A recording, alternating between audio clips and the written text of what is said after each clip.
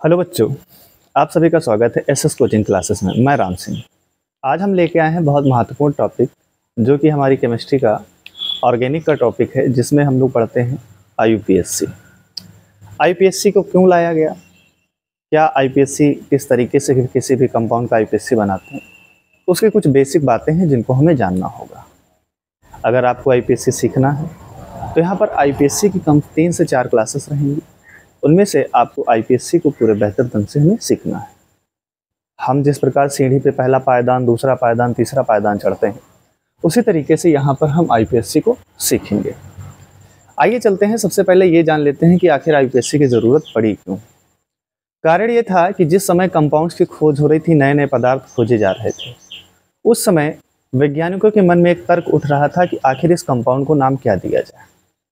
तो इस तरीके से जो वैज्ञानिक किसी कंपाउंड को खोज रहा था, तो उसी के नाम पर उसका नाम रख दिया जाता था।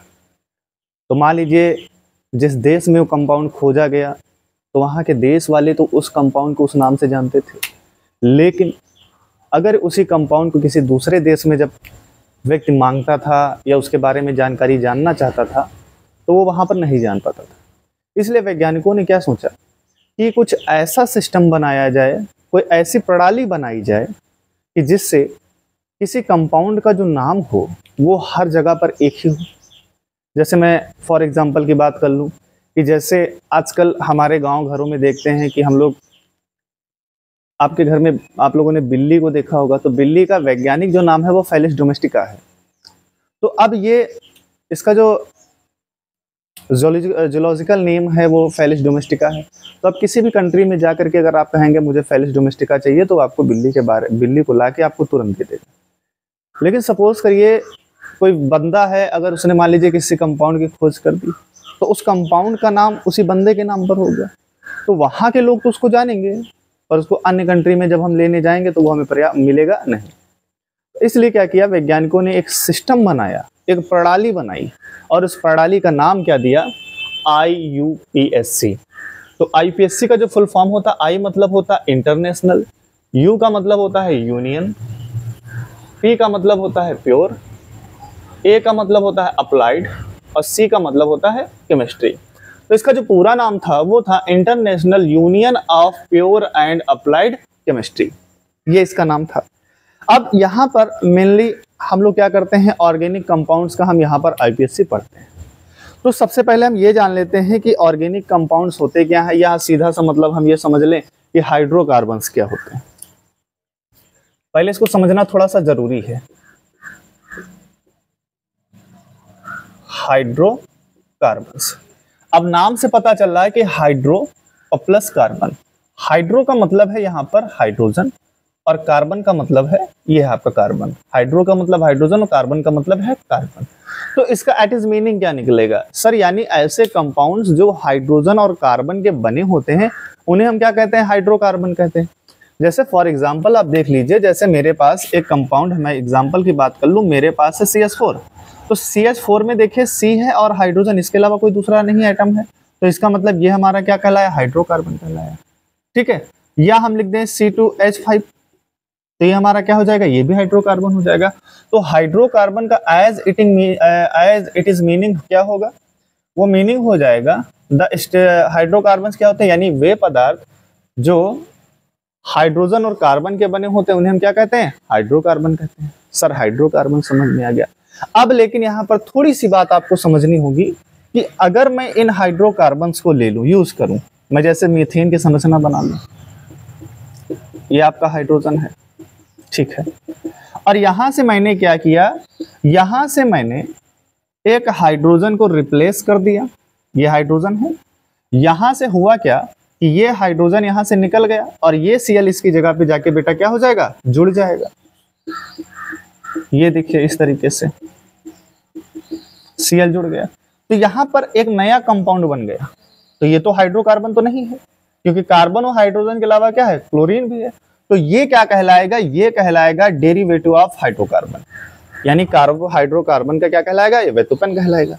या एक और एग्जांपल से हम इसको समझ सकते हैं कि जैसे सपोज करिए यहाँ पर ये मेथेन है, और मेथेन से मैंने मेथेन में क्या किया, OH को जोड़ दिया, और यहाँ से Cl को क्या कर दिया, सॉरी यहाँ से आपका हाइड्रोजन रिप्लेस हो जाएगा, ये हाइड्रोजन यहाँ से निकल जाएगा, OH इसके साथ जुड़ जाएगा,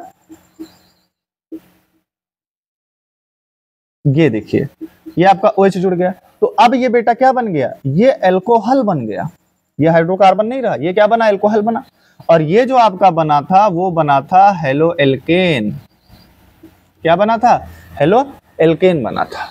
तो ये बेटा क्या कहलाते हैं, ये डेरिवेटिव कहलाते हैं। अब डेरिवेटिव का मतलब ये होता है कि किसी भी चीज के द्वारा जो हम नया पदार्थ प्राप्त कर रहे हैं वही हमारा क्या है, डेरिवेटिव है। तो यहाँ पर देखिए मेथेन की सहायता से हम हेलो एल्केन को प्राप्त कर रहे हैं, यानी क्लोरोमेथेन को प्राप्त कर रहे हैं। मेथेन की सहायता से हम मेथिल एल्कोहल को प्राप्त कर रहे हैं। तो यही हमारे क्या कहलाएंगे, व्युत्पन्न कहलाएंगे। तो अब हम जो सिंपली पढ़ने वाले हैं, क्योंकि हम ऑर्गेनिक केमिस्ट्री की शुरुआत कर रहे हैं, तो ऑर्गेनिक केमिस्ट्री के बारे में हमें पता भी होना चाहिए। ऑर्गेनिक केमिस्ट्री, और ऑर्गेनिक केमिस्ट्री को हिंदी में कहा जाता है कार्बनिक रसायन। क्या कहा जाता है, कार्बनिक रसायन। अब ये कार्बनिक रसायन क्या होती है, तो कार्बनिक रसायन भी बेटा क्या है, एक प्रकार की शाखा है, और जिसमें हम स्टडी करते हैं, अध्ययन करते हैं। तो किसका अध्ययन करते हैं, sir hydrocarbon and it's derivative, यानी हाइड्रोकार्बन है इट्स डेरिवेटिव। यानी ऑर्गेनिक केमिस्ट्री क्या है, अगर आपको सिंपल भाषा में कोई पूछता है कि ऑर्गेनिक केमिस्ट्री क्या है, कार्बनिक रसायन क्या है, तो आप सीधा बताएंगे केमिस्ट्री की वह शाखा जिसमें हम हाइड्रोकार्बन और उसके व्युत्पन्न, इसको क्या बोलते हैं, व्युत्पन्न, हाइड्रोकार्बन और उसके व्युत्पन्नों का जो अध्ययन करते हैं उसको हम लोग क्या कहते हैं, ऑर्गेनिक केमिस्ट्री कहते हैं। तो ऑर्गेनिक केमिस्ट्री में मेनली पढ़ना क्या है, ये समझ लीजिए, एक तो हाइड्रोकार्बन में और इसके जो डेरिवेटिव उनके बारे में पढ़ना। तो ये हाइड्रोकार्बन है और इसका ये क्या हो जाएगा, डेरिवेटिव हो जाएगा। तो ये हमारी क्या होगी, ऑर्गेनिक केमिस्ट्री। ठीक है, अब ऑर्गेनिक केमिस्ट्री में मेनली हमें जो पढ़ना होता है वो 5 से, ध्यान से सुनिएगा, 5 से 6 आइटम के बारे में हमें पूरी बेसिक जानकारी होनी चाहिए। अब वो कौन कौन से हैं, तो आइए थोड़ा सा बेसिक जानकारी को जान लेते हैं। आपको हाइड्रोजन के बारे में पता होना चाहिए, कार्बन के बारे में पता होना चाहिए, नाइट्रोजन के बारे में पता होना चाहिए, ऑक्सीजन के बारे में पता होना चाहिए, और ये X जो है ये हाइलोजन कंपाउंड्स हैं। यहाँ पर X का जो मतलब है, इसकी जगह पर आपका हो सकता है फ्लोरीन हो सकता है, क्लोरीन हो सकता है, ब्रोमीन हो सकता है, और ये आयोडीन। तो ये हाइलोजन आइटम्स हो गए। अब इनमें जो सबसे पहले हम देखते हैं वो देखते हैं वैलेंस इलेक्ट्रॉन, यानी संयोजी इलेक्ट्रॉन। संयोजी इलेक्ट्रॉन, तो हाइड्रोजन आइटम के पास जो संयोजी इलेक्ट्रॉन होता है वो 1 होता है, कार्बन के पास 4 होते हैं, नाइट्रोजन के पास 5 होते हैं, ऑक्सीजन के पास 6 होते हैं, और हाइड्रोजन के पास कितने होते हैं, 7 होते हैं। ये संयोजी इलेक्ट्रॉन क्या होते हैं, तो जब हम किसी आइटम का इलेक्ट्रॉनिक विन्यास करते हैं तो उसका जो सबसे बाह्य कोश होता है, और बाह्य कोश में जो इलेक्ट्रॉन होते हैं उन्हीं इलेक्ट्रॉनों को क्या बोला जाता है, संयोजी इलेक्ट्रॉन बोला जाता है। और जिस कोश में ये मिल रहे हैं बाह्य कोश में, उसको संयोजी कोश बोला जाता है। तो यहाँ पर ये हमारा क्या, ऐसे इसको समझ लीजिए, जैसे सपोज करिए आपका ये एक आइटम है, आपने इसका इलेक्ट्रॉनिक विन्यास कर लिया और इलेक्ट्रॉन का डिस्ट्रीब्यूशन भी कर दिया। मैं सोडियम का बनाया हूं, तो 2, 8 और ये क्या होता है 1। तो यही जो सबसे बाहर वाला कोश होता है इसी को बोला जाता है क्या, संयोजी कोश। और इसके अंदर जो इलेक्ट्रॉन होंगे उनको बोला जाता है संयोजी इलेक्ट्रॉन। इतनी बात समझ में आई। तो यहाँ पर ये बेटा क्या है, संयोजी इलेक्ट्रॉन हो गए। अब संयोजी इलेक्ट्रॉन के बाद यहाँ पर आता है एलडीएस। एलडीएस का मतलब लुईस डॉट संरचना या लुईस डॉट स्ट्रक्चर। तो लुईस डॉट स्ट्रक्चर का मतलब क्या है, तो लुईस नामक वैज्ञानिक ने क्या सोचा कि जो वैलेंस इलेक्ट्रॉन होते हैं, इन वैलेंस इलेक्ट्रॉन को किस रूप में दर्शाया जाए। तो उन्होंने कहा इन वैलेंस इलेक्ट्रॉनों को हम किसके रूप में दिखाएंगे, किसी भी, यानी वैलेंस के इलेक्ट्रॉन हो ना, वैलेंस इलेक्ट्रॉन को किसी भी एटम पर हम डॉट के रूप में दर्शाएंगे। तो जब इन्होंने किसी भी एटम पर डॉट के रूप में दर्शा दिया तो उसको हम लोगों ने बोल दिया लुईस डॉट संरचना या लुईस डॉट स्ट्रक्चर बोल दिया। तो आइए देखते हैं अब यहाँ पर कैसे दर्शाएंगे, तो इसको भी समझ लीजिए। जैसे सपोज करिए एक एटम है M, एक एटम क्या है M है, और इसके पास 4 पोजीशंस हैं। ये देखिए कितनी पोजीशंस हैं, 4। तो यहाँ पर मेनली, और हर एक खाने में या पोजीशंस पे 2 से ज्यादा इलेक्ट्रॉन नहीं होंगे। तो सपोज करिए किसी के वैलेंस शेल में 1 इलेक्ट्रॉन है तो उसको आप यहीं पे दर्शा देंगे, कहीं पर 1 दर्शा दीजिए, कोई दिक्कत नहीं।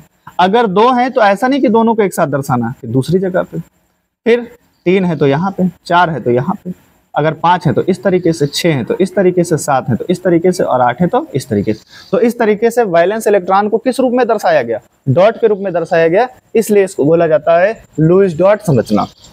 तो यहाँ पर देखिए हाइड्रोजन है, ये देखिए, और यहाँ पे कार्बन के पास वैलेंस इलेक्ट्रॉन कितने हैं? 4, 1 2 3 4। नाइट्रोजन के पास कितने हैं? 5 हैं।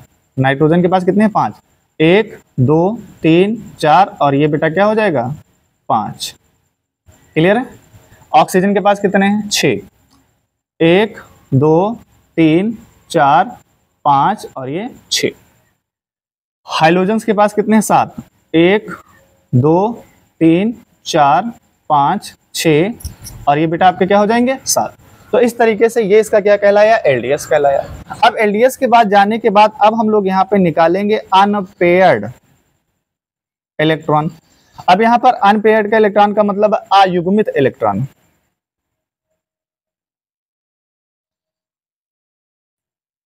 अयुग्मित इलेक्ट्रॉन। अब ये अयुग्मित इलेक्ट्रॉन क्या होते हैं? अब यहाँ पर आप देख पा रहे हैं कि जैसे जो इलेक्ट्रॉन पेयर में है उनको बोला जाता है युग्मित इलेक्ट्रॉन या लोन पेयर इलेक्ट्रॉन, लेकिन जो अकेले हैं उनको क्या बोला जाता है? अयुग्मित इलेक्ट्रॉन बोला जाता है। जैसे सपोज करिए एक एटम है ये, और इसके पास इस तरीके से इलेक्ट्रॉन लगे हुए हैं, तो यहाँ पर ये जो इलेक्ट्रॉन है जोड़े में है, तो इसको बोला जाता है लोन पेयर इलेक्ट्रॉन। कौन सा इलेक्ट्रॉन बोला जाता है मेरे बच्चे? Lone pair electron. Lone pair electron. और जो अकेला होता है ये वाला, इसको बोला जाता है अनपेयर्ड इलेक्ट्रॉन। अनपेयर्ड इलेक्ट्रॉन का मतलब क्या है? अयुग्मित इलेक्ट्रॉन है। चलिए, तो यहां पर इसमें अयुग्मित इलेक्ट्रॉन कितना है? 1 है, क्योंकि अकेला ये है। इसमें कितने हैं बेटा? 4 हैं। और इसमें देखिए कितने हैं? 1 2 3 है, क्योंकि ये युग्मित है, इसको नहीं काउंट किया जाएगा। अयुग्मित 1 2 3, ये अयुग्मित है। यहाँ पर देखिए ये युग्मित है, ये युग्मित है, तो ये क्या है? अयुग्मित है। अयुग्मित कितने हैं? 2। और यहाँ पर देखिए युग्मित युग्मित अयुग्मित कितना है? 1। तो अनपेयर्ड इलेक्ट्रॉन यहाँ पर कितना होगा? 1। अब इसके बाद हम लोग देखते हैं बेटा संयोजकता। संयोजकता का मतलब होता है वैलेंसी। अब यहाँ पर देखिए संयोजकता का मतलब क्या है? वैलेंसी। तो यहाँ पर इनकी संयोजकता क्या होती है? तो याद रखना, इनकी जो संयोजकता होती है वो अयुग्मित इलेक्ट्रॉन के बराबर होती है। संयोजकता जो होगी हमेशा क्या होगी? अयुग्मित इलेक्ट्रॉन के बराबर होगी। यानी किसी आइटम के पास जितने अयुग्मित इलेक्ट्रॉन होंगे वो उतने ही बंध बनाएगा। तो संयोजकता का मतलब क्या हुआ? पहली बात तो हमने की कि संयोजकता होगी कितनी, तो जितना अयुग्मित इलेक्ट्रॉन होगा उतनी ही संयोजकता होगी। पर अब हम समझने जा रहे हैं कि संयोजकता होती क्या है। तो किसी भी परमाणु के द्वारा बंध बनाने की जो क्षमता होती है वो उसकी क्या कहलाती है? संयोजकता कहलाती है। यानी बंध का मतलब क्या हुआ, आगे हम बात करेंगे इस पे बंध क्या होता है, फिलहाल यहाँ पे समझ लीजिए आप। तो हाइड्रोजन की संयोजकता कितनी होती है? 1। क्यों 1 है? क्योंकि इसके पास अयुग्मित इलेक्ट्रॉन कितना है मेरे बच्चे? 1 है। अयुग्मित इलेक्ट्रॉन कितना है? 1 है, इसलिए संयोजकता 1 है। इसमें अयुग्मित इलेक्ट्रॉन कितने हैं? 4, तो संयोजकता कितनी होगी? 4। इसमें इसकी संयोजकता कितनी होगी? 3, और इसकी संयोजकता कितनी होगी? 2, और इसकी संयोजकता कितनी होगी? 1 होगी। तो इस तरीके से इन एटम्स के बारे में हमें इतनी जानकारी रहनी चाहिए। अब लास्ट में इसका हम देख लेते हैं संरचना यानी स्ट्रक्चर।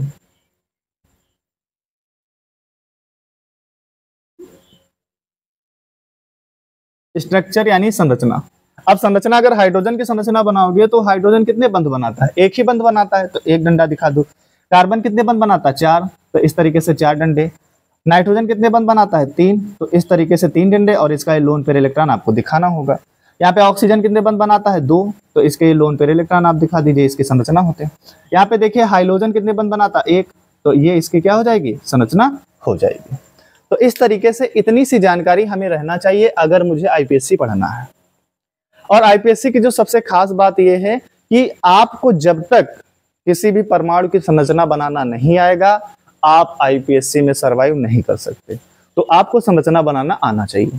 अब हम इसके बाद देखेंगे कि जो हमें कंपाउंड्स दिए होते हैं उनकी संरचना हम किस तरीके से बनाते हैं। आप लोग इसको जल्दी से नोट करिए।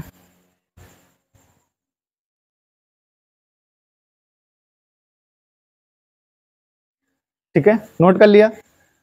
अब देखिए आगे अब हम लोग देखेंगे कि किसी भी कंपाउंड की संरचना को हम किस तरीके से बनाते हैं, क्योंकि ये सबसे बेसिक बात होती है कि अगर आप किसी भी कंपाउंड की संरचना नहीं बना रहे हैं तो कहीं ना कहीं आपको आईपीएससी में दिक्कतें आएंगी, ठीक है, और हम नहीं चाहते कि आपको वो दिक्कतें आए। अब यहां पर देखिए कि जैसे सपोज करिए एक एग्जांपल लिया है CH4, इसका नाम है मेथेन और इसको मार्स गैस के भी नाम से जाना जाता है। मार्स गैस इसलिए कह रहे हैं क्योंकि ये दलदली स्थानों पर पाई जाती है, जहां पर दलदल वगैरह होता है वहां पर ये मार्स गैस पाई जाती है। अब इसकी अगर संरचना बनाए तो सबसे पहली बात हमारी कुछ बातें हैं जिनको आपको याद रखना। अगर किसी भी कंपाउंड्स के अंदर हाइड्रोजन है तो हाइड्रोजन वो सबसे बाहर को रखेंगे, अगर वो ऑक्सीजन है तो हाइड्रोजन के जस्ट अंदर आपको ऑक्सीजन को रखना है।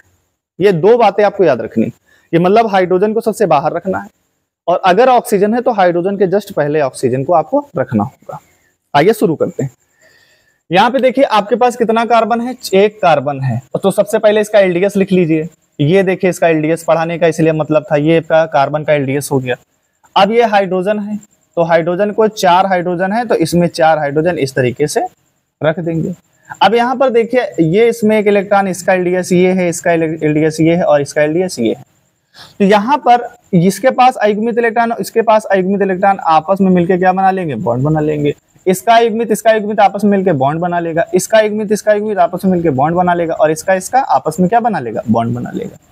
तो इस तरीके से जो इसकी संरचना बनेगी वो क्या बनेगी, ये देखिए, ये होती है मेथेन की संरचना। क्लियर है।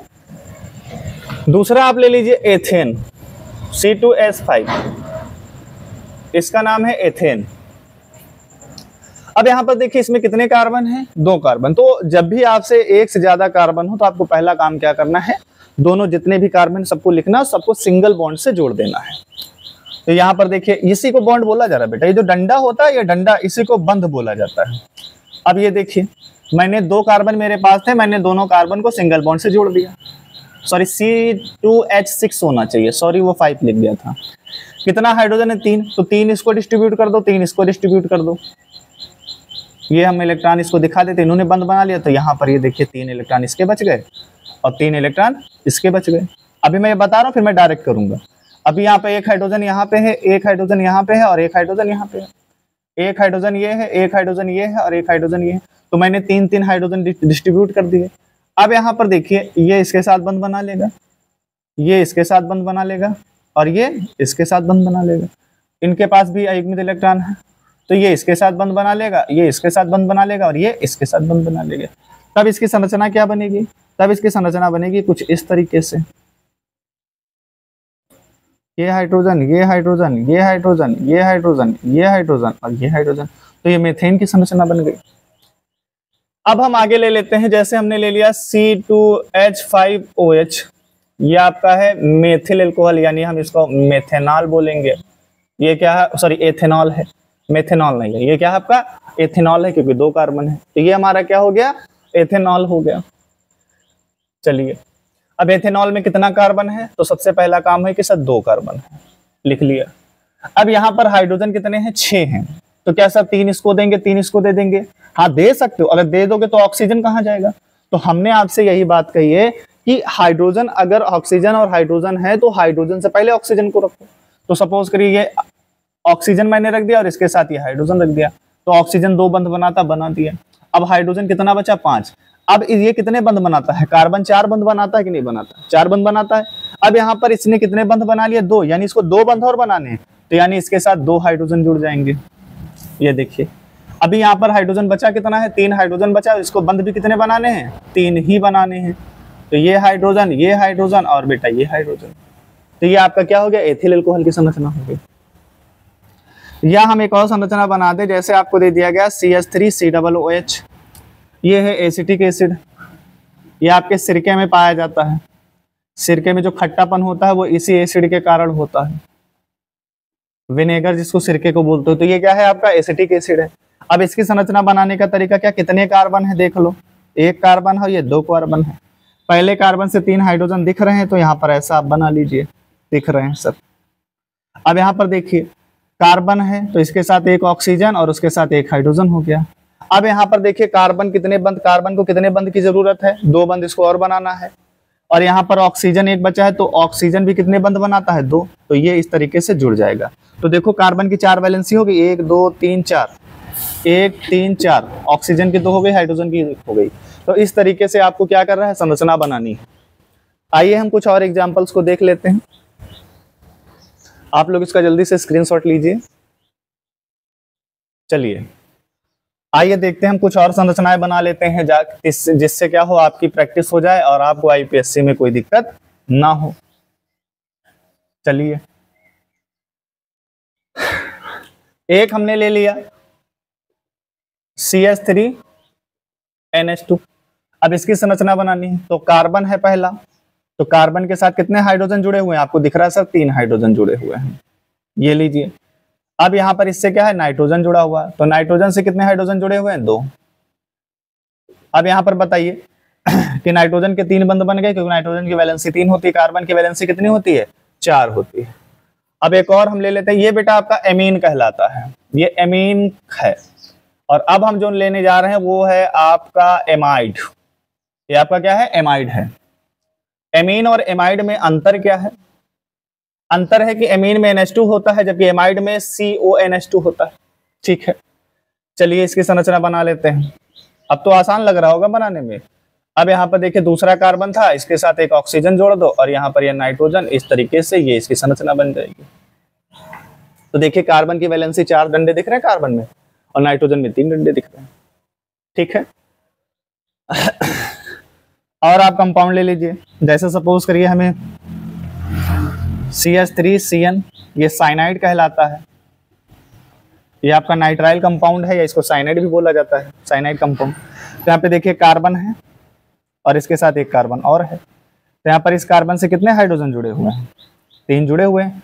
और यहाँ पे नाइट्रोजन कितने बंध बनाता, 3, और कार्बन को कितने की जरूरत है, 3 की, तो तीनों के बीच में इस तरीके से ये बंध बन जाएगा। क्लियर। और आइए एग्जाम्पल देख लेते हैं कि जैसे मान लीजिए आपको CH3 CH2 और COOH की संरचना बनानी है, तो कैसे बनाओगे, 3 कार्बन है तो 3 कार्बन को लिख दो और ये चौथा कार्बन है, इस पे 3 हाइड्रोजन लगे हुए हैं, इस पे 2 हाइड्रोजन लगे हुए हैं और इस पर 2 हाइड्रोजन लगे हुए हैं। तो इस कार्बन की वैलेंसी 4, इसकी भी 4 और इसकी भी 4। देखो ये मत सोचना कि ये बंध, देखो जो बीच वाला बंध होता है कार्बन के बीच, वो दोनों में काउंट होता है, इसमें भी काउंट होगा और इसमें भी काउंट होगा। तो 1 2 3 4, अब इसमें काउंट होगा तो 1 2 3 4, अब इसमें काउंट होगा तो 1 2 3 4। तो ये आपका हाइड्रोजन है।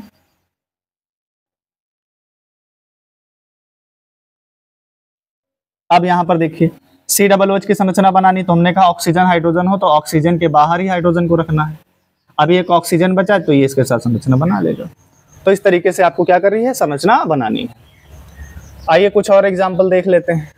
जैसे आपको एक एल्डिहाइड का हम एग्जाम्पल आपको दे दें, ये देखिए ये एल्डिहाइड आपका कहलाता है, ये आपका क्या कहलाता है, एल्डिहाइड कहलाता है। तो इसकी संरचना क्या बनेगी, 2 कार्बन है, ले लीजिए सर, ये देखिए। ठीक, अभी यहाँ पर देखिए, अब आपके मन में विचार ये उठ रहा है, सर आपने कहा ऑक्सीजन और हाइड्रोजन होता तो साथ में होता है, पहले ऑक्सीजन को लिखेंगे फिर हाइड्रोजन को लिखेंगे, ऐसा ही कर लेते हैं। तो ये लीजिए ऐसा ही हमने कर लिया, पर यहाँ एल्डिहाइड के केस में देखिए ऐसा नहीं हो पा रहा है। कारण क्या है कि कार्बन को 4 बंध बनाने, ऑक्सीजन का तो बन गया लेकिन इसका 4 बंध नहीं पूरा हो रहा। तो इसके लिए करेंगे क्या, यहाँ से इस ऑक्सीजन को हटा देंगे और यहाँ पर ये डबल बॉन्ड के साथ ऑक्सीजन जुड़ जाएगा। ठीक है, तो देखिए कार्बन की वैलेंसी 4 हो गई, इसकी संरचना बन गई। एक एग्जाम्पल ले लेते हैं कीटोन का, ये आपका क्या कहलाएगा, कीटोन कहलाएगा। ये आपका कीटोन है, क्यों है, एल्डिहाइड में CHO ग्रुप होता है, कीटोन में CO ग्रुप होता है। ठीक है, एसिड में COOH होता है, ये एसिड होता है। एमाइड में CONH2 होता है, एमीन में NH2 होता है। ये फंक्शनल ग्रुप से ही हम लोग पहचानते हैं, क्योंकि किसी भी कंपाउंड के जो रासायनिक गुण होते हैं उसके फंक्शनल ग्रुप पे ही निर्भर करते हैं। तो अब इसकी संरचना बनाइए, तो 1 कार्बन 2 कार्बन 3 कार्बन, इससे 3 हाइड्रोजन लगे हुए हैं, इससे भी 3 हाइड्रोजन लगे हुए हैं। अब कार्बन के साथ क्या है, ऑक्सीजन, ये लीजिए। तो इस तरीके से हमें क्या करना है, किसी भी कंपाउंड की संरचना को बना लेना है। इतनी बात क्लियर हो गई। ठीक है, तो अब उम्मीद करता हूं कि अगर आप पेन और कॉपी लेके बैठे होंगे तो आपको ये बिल्कुल चीजें समझ में आ रही होंगी, जो आपको प्रैक्टिस करना। अगर नहीं समझ पाए हैं आप तो इसको आप 2 से 3 बार देखिए, आपको बिल्कुल समझ में आएगा। मैं लिख के दे रहा हूँ, आपको समझ में आ जाएगा। ठीक है, क्योंकि अब इससे आसान चीजें आपको देखने को नहीं मिलेंगी ऑर्गेनिक केमिस्ट्री में। ठीक है, तो इतनी हमने संरचना बनाना सीख लिया। अब आइए हम शुरुआत करते हैं। आप लोग जल्दी से स्क्रीनशॉट लीजिए।